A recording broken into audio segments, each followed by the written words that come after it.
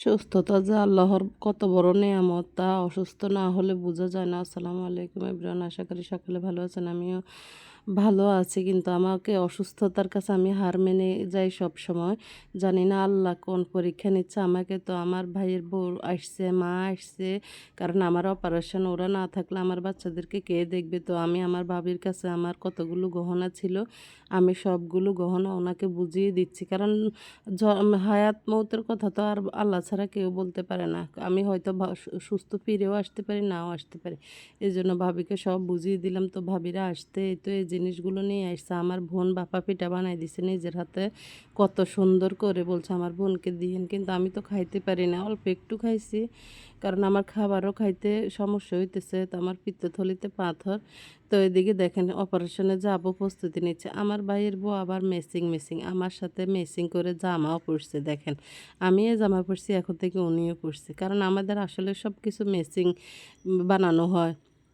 তো বলি যে আপনি কেন পড়ছেন আমার সাথে? বলে যে আমরা মরে যাব একসাথে দুইজন, তাও থাক সব কিছু একসাথে। দেখছেন একরকম বোরকা, আমার মা আমার জন্য বোরকা রেডি করতেছে, ভাবিও বোরকা পরতেছে। আমার ভাইয়ের বউ অনেক কষ্ট করে আমার জন্য, তিনটা বাচ্চা নিয়ে কোনো বাচ্চাদেরকে ভর্তি পর্যন্ত করায় নাই, আমার জন্য চলে আসছে কত কষ্ট করে।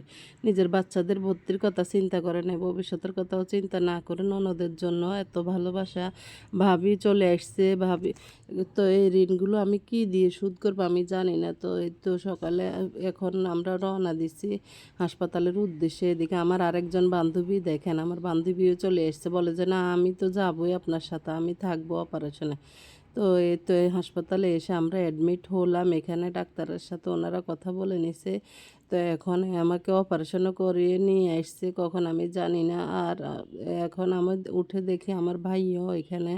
তো দেখেন আসলে মানুষ অনেক সময় পরিস্থিতির কাছে অসহায়, যে নাক তোলা মানুষ আমার ভাবি, সেই মানুষটা এখন হাসপাতালে আমার বসে আমার সামনে খাবার খাচ্ছে, কী করবে? পরিস্থিতি যেটা বাধ্য করে মানুষকে, কিচ্ছু করার নাই। এখন পেটেও তো খাবার দিতে হবে। তো আমাকে হাসপাতাল থেকে আবার জুতা, ব্রাশ, সাবান, টুথপেস্ট এগুলো দিছে। তো সকালে উঠছে, উঠে আমাকে এখন ভাবি ব্রাশ করাবে, বলতেছে যে ব্রাশটা করে নিলে, ওরা বলছে একটু হালকা আমাকে নাস্তা খাওয়ানোর জন্য।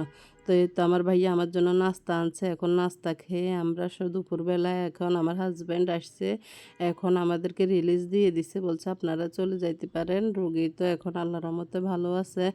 তো আমিও আবার স্ট্রং, আমি নিজে নিজে রাত্রে আমার হুঁশ এসে গেছে। আমি উঠে বসছি, বসুই তো আমার ভালো লাগে না, ব্যথা করে প্রচুর। তো এখন এই তো চলে যাইতেছে, এই খালাটা আমার সাথে যাইতেছে, উনি অনেক কষ্ট করছে। তো আমার ভাবি ওনাকে কিছু টাকা দিতেছে, দেখেন বলতেছে খালা আপনি এগুলো দিয়ে খাইয়েন। এখন বাসার উদ্দেশ্যে যাইতেছি। এই তো আমার বান্ধবী, হাজব্যান্ড সবাই মিলে বাসার উদ্দেশ্যে রওনা দিচ্ছি। তো সবাই আমার জন্য দোয়া করবেন। আমি তো এই কয়েকদিন ভিডিও দিই নাই, কারণ আমার শরীরটা খুব খারাপ, এজন্য আর দেওয়া হয় না। আর আবার কালকে সেলাই কাটা হবে, এর ভিতরে তো ব্যথা বেদনা সব কিছু আছে। তো সবাই আমার জন্য দোয়া করবেন, আল্লাহ যাতে আমাকে সুস্থ রাখেন, ভালো রাখেন, কারণ অসুস্থতার কাছে আমি সব সময় হার মেনে যাই। জানি না কেন এত অসুস্থতা আল্লাহ আমাকে দিয়ে পরীক্ষা করতেছে, তারপরে আমি বলবো আলহামদুলিল্লাহ।